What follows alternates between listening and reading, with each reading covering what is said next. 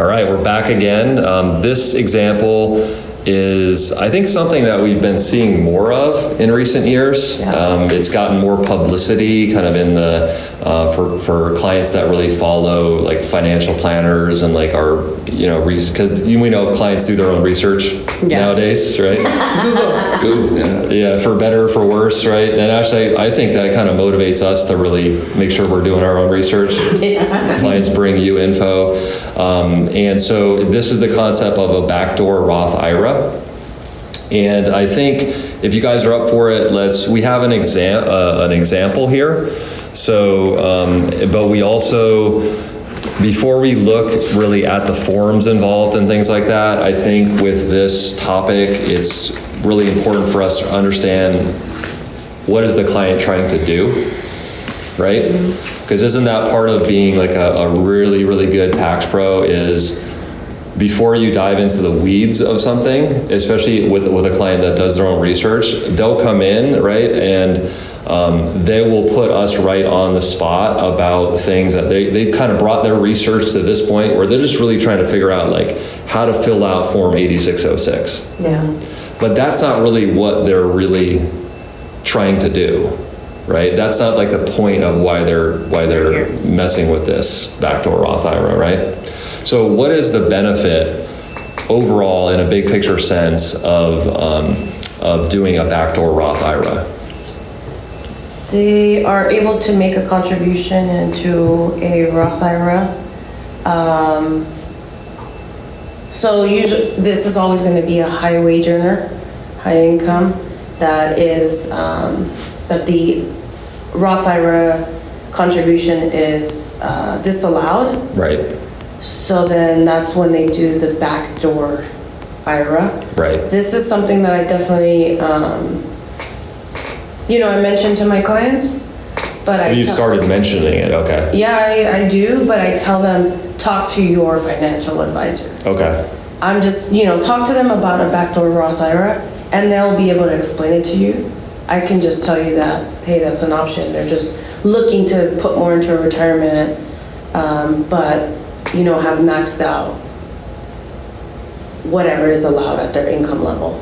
Right, okay, so it's a higher income, because Roth IRA, for making a contribution, there are income limits where you can't make a contribution, right? Mm-hmm. So this is a way for somebody who's above those limits to be able to contribute to a Roth IRA. Mm-hmm. That's the point of what they're overall trying to do. Now, why would I want to do that? Why would I want to make a contribution to a Roth IRA? Why don't I just do my regular IRA or 401k? What's the benefit overall? No taxes in the future. Right. So when you're making that contribution, you are in a Roth IRA, you are not taking a deduction, right? So you've already paid tax on the money that went into it, right. But you're letting that money grow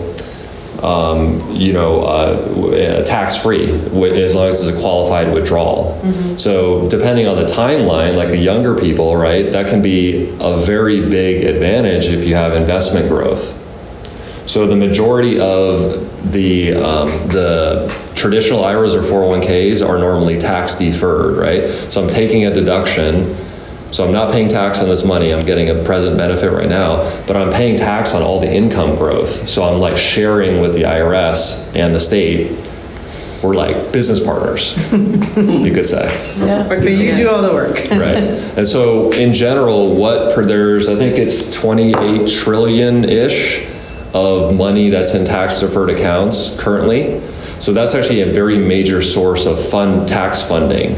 Right, is like we know that these people, because of all the gains in the, in the markets, right? So what percentage of that money that's going to have to be, because they force you to distribute it, right? The required minimum distributions, plus if you pass away, you leave it, they make you do it within 5 years. There's like, we need to get our bite of the apple, right, of this money. Right. So of that 28 trillion-ish that's in those deferred retirement accounts right now, how much of it do you think is earnings versus the original contribution amount? 70%? Yeah, about 80% is earnings, right? So some I would say this is like a more financially savvy client. Yes. they read that in like Barron's or in like, Wall Street Journal or something. They like getting educated on that. And they're like, well, I have my tax deferred retirement account, because usually this might be in addition to what they're already doing, right? And they'll have a mix that they want to have, like one account I can draw from tax-free. So then when I come to retirement, I can like choose which bucket I want to get out of. Right? And there's other options like cash value life insurance, other kind of retirement options where the more taxable income you have, right, it can raise the tax on your Social Security, right? It can raise your overall marginal rate. 1 year you might still have your business and be able to have a lot of write-offs, but the next year you don't. So giving yourself flexibility of where to pull that money from and manage your tax in retirement, because the deferred retirement plan argument has always been your tax rate in retirement will be lower than it is now. That's the overall idea, right? So I'd rather take a deduction now because my tax rate is higher, but especially on the west side of Los Angeles, you can see in retirement, sometimes people have more income and they have fewer dependents and they don't have a mortgage write-off. Right?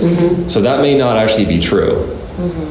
So I like the point, Cynthia, about, because with these kind of more strategies that are like, let's say, off the beaten path, you may feel like you don't want to, and I know I would feel like this, like jump into it and explain every aspect of it. You may want to just mention it. And say like, is this overall something that you might be interested in? And usually this kind of client that would be interested, they might have another resource like a financial advisor that can really like, that's their job to really get into it, right? And say like, well, what kind of investments would it go into? Like a Roth IRA, a lot of times they want to have more aggressive investments because you have a longer time horizon, and the more return you get, the more tax-free income you get. So it may be more like a mentioning things, option rather than delving in and saying all the words that I just said. Does that make sense? Yes. Okay.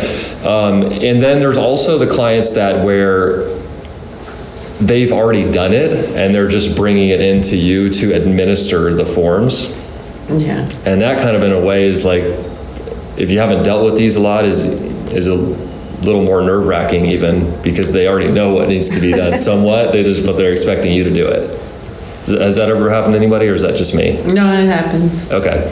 So again, savvy clients, and then this form 8606 is really the main, okay, like I have a backdoor Roth IRA client, because there's only usually a few of them each year. So they kind of like, it's like, okay, this is the issue that we're gonna be dealing with this on this return. There may be other issues on the return, but like we really need to address this, make sure it's done right. And the form that, comes into play is that 8606. All right. So when you're doing a backdoor Roth IRA, you're making a contribution to a traditional IRA, right? Right. And then you're converting that into a Roth IRA. So what is the form 8606, and we can look at this example on line 1. You're telling, like you're reporting and documenting with the IRS that on line 1, you can see you made a contribution, $6,000, to a traditional IRA, and you did not take a deduction for that.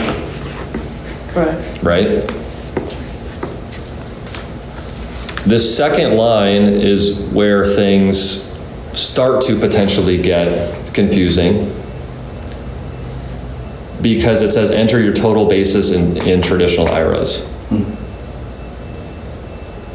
Then you're like, oh, that's right. So why is that important to consider? Well, when you start converting, you need to know the basis. Because you can see if you follow the form, you're going to have words like multiply, words that are multiply. I just really prefer to stick to adding and subtracting. I would be really, and then I have things like decimal. I don't really specialize in decimals. Does the software take care of those numbers then? Yeah, I did. Yes and no. You have to know what you're doing though. Like while I'm working on this type of return, like I'm going back and forth between putting in the numbers and looking at the form to make sure that it's doing what I want it to do. So no, like you can't, like yes, it'll multiply and divide, but you gotta make sure the basis is correct. Right. You gotta make sure that what the amount that's getting converted is correct. Yeah, like this is rounding to at least 3 decimal places. That's a lot of decimal places.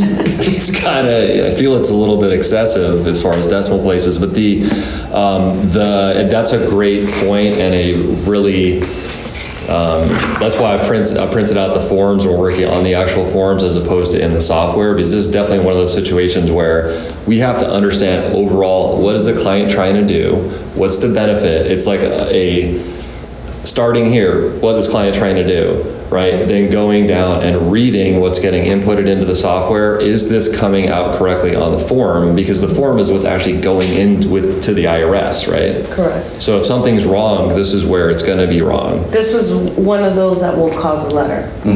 Yeah, definitely. Or even cause something where if you, and which a lot of times this client would be concerned about, is that I'm documenting on this year's tax return, I'm putting in my 8606 to protect that money. So when it grows from $6,000 to $300,000 in 30 years, I know that I don't have to pay tax on that because I documented that on my 2020 tax return, right? So it's pretty important in terms of not just now, but for the future.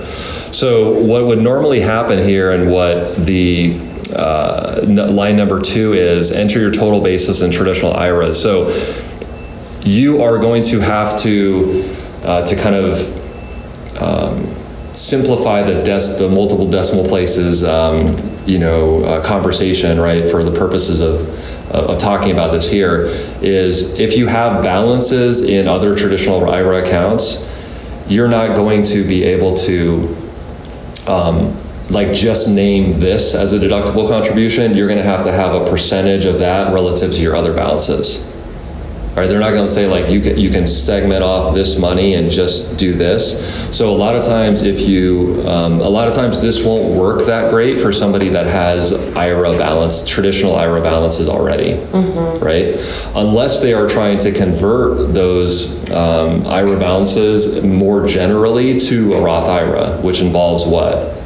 Paying tax on that money. Yeah, right. Right? Because then they're taking distributions on that.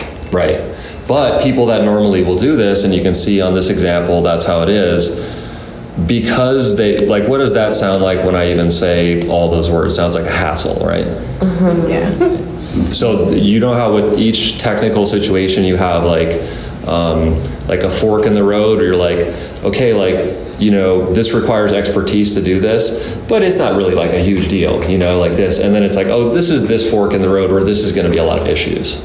And this is going to be things that's going to be more involved. And sometimes that impacts like pricing, it impacts blocking your time, right? How much time do I need to block for this client? What other resources do I need to bring in to make sure this gets done right? Okay, let me get on that person's calendar to talk about this, whatever that it looks like, right?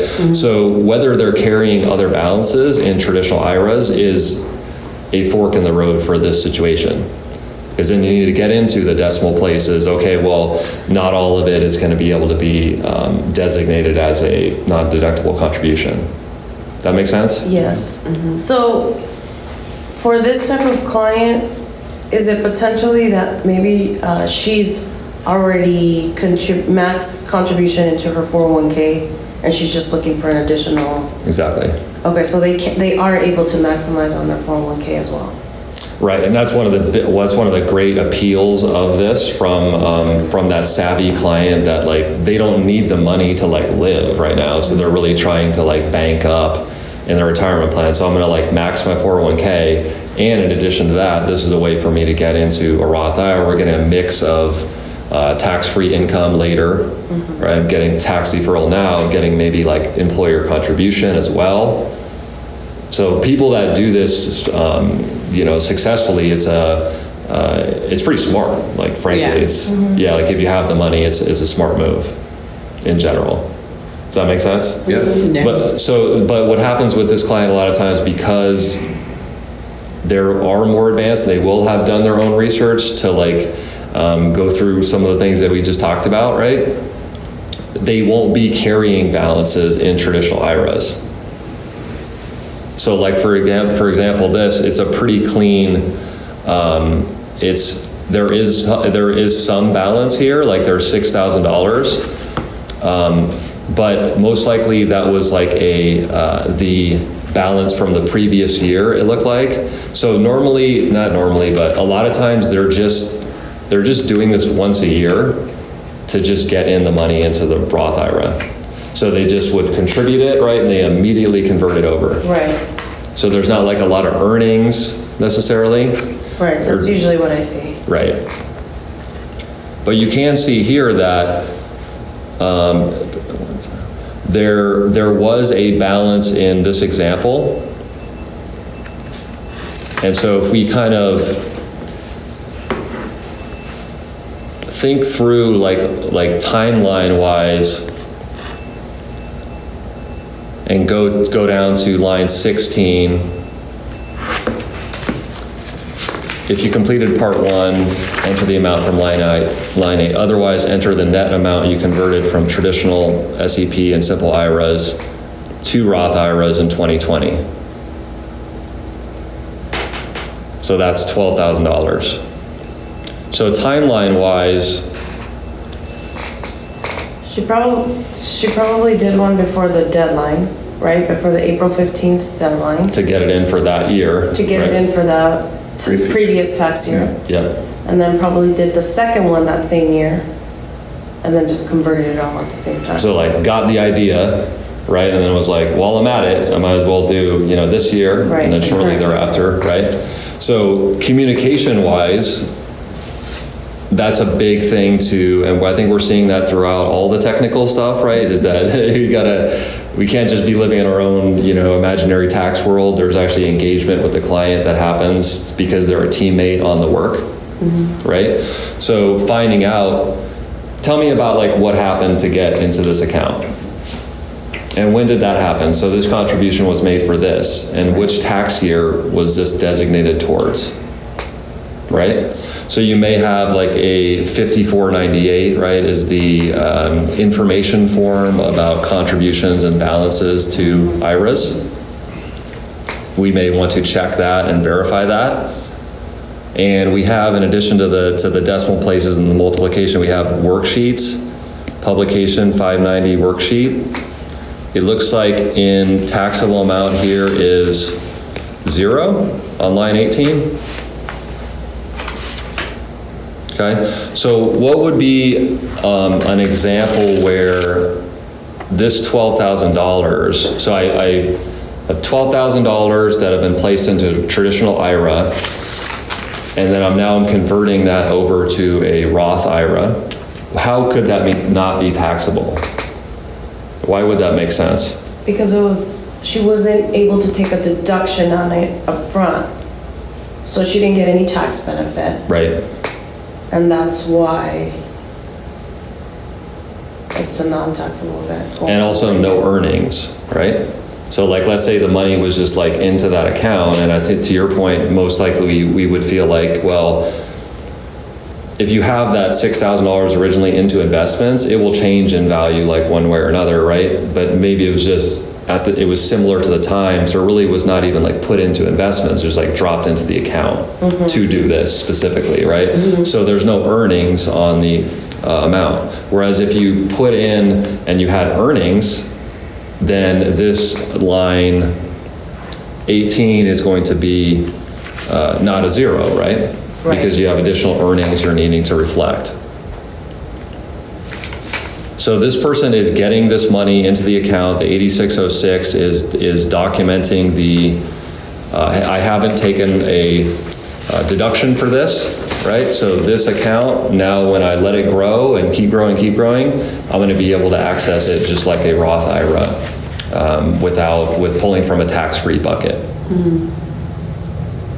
Does that make sense generally? Yeah, that makes sense. Okay.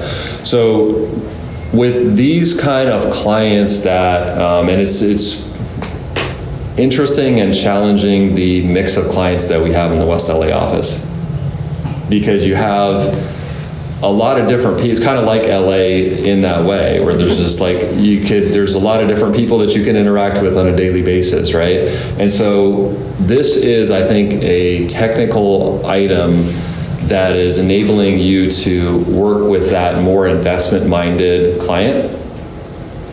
And I think even as we say that, right, we can think of a few particular clients, right? And mentioning it and or being able to administer it. So a lot of times the person might even, because that client, they do their own taxes a lot, right? And they know. As part of their overall, like, they're smart, right? Smart people problems, right? So this might be a trigger point where they are now using a professional service because they have a backdoor Roth IRA. And they want to make sure that it's done correctly for the reasons that I just said, not getting a letter designating and protecting the account so that they can draw from a tax-free. So imagine you draw from a tax-free and the 8606 wasn't done properly. And now you're trying to access 300 grand, and you're in jeopardy of not being able to do that because you didn't do your taxes right for that year back 30 years ago, right? Yeah. So this kind of client, because they have things to lose, they have money, They want to make sure it's done right. they want to make sure it's done right, okay? And so this may be the first opportunity that you get to work with that client, and it may be even evaluating, you know what, I was kind of getting sick of doing my own taxes anyways, so this is maybe just that little nudge that got me off self-preparing. So really it's a great engagement point, and these kind of fees are, there's going to be 1099Bs, there's going to be, and you can see here, you have, gains and losses, not like huge, right? But there's probably a lot of consulting that is going to be, that this client could use if they see value in the relationship, right? So in other words, a good client. Yes. Only a good client if you feel that confidence in kind of getting on that level and discussing these kind of things. And so this backdoor Roth IRA is definitely an area where, especially if you're the one that mentioned it and now they go and utilize it, right? But just even helping them kind of understand the benefit, whether they want to do it again. All of that conversation, that's that technical excellence really giving the, amazing client service, right? Does that make sense overall? Yeah, it makes It's a way to sense. catch clients, do a great job for clients. Yep. Anything else that anybody wants to add about the backdoor Roth IRA topic and why it might be important or problems to avoid? Anything we didn't touch on? I just first got exposed to this year, so Okay. yeah. How did it go? It went good, but then it didn't because the gentleman was insisting that he needed to get the credit on another form. And after I spoke to you and Cynthia and then did the research, it wasn't supposed to be done the way that he did it online. So he was just like, no, I'm sure that I can do this. And it's like, I said, okay. Which credit is that? It's the one on schedule. You wanted to take like an adjustment, like get the traditional IRA deduction. Yeah, And both. Yeah. Yeah. Exactly what you just said. Okay. So have it both ways. Yes, he Okay. wanted both ways, and apparently TurboTax allowed him to do it the year before, and it wasn't allowing him this year. So I don't know what he did on, like, even after I looked at his return, I'm like, how did you even get this here? And he's he like, probably somehow added it twice. Yeah. probably, and they gave him the credit. So And it may be different years too, right? Like it may be that, like you kind of logged it into the TurboTax system that you put it in for this tax year. Yeah. But when did you distribute it, et cetera. So, but understanding the overall concept, because I remember Yeah. working on that client with you, is that you're trying, like, did you take a deduction for this money already? Yeah. If so, then you're gonna need to pay tax on it now, Right. right? If you don't wanna take a deduction for it, you're not gonna have a deduction, Yeah. right? So we just know from overall tax knowledge, kind of what to look for, right? Thanks for watching. If you found this session helpful, we invite you to join our Pronto Tax School memberships. You'll get access to weekly live mentor support sessions like this one, plus tons of advanced tax course trainings, private groups, special discounts to in-person events, a tax business growth coach, and so much more. Check the links in the description to learn more about our Dream Team and Forever Edition memberships, and join us today.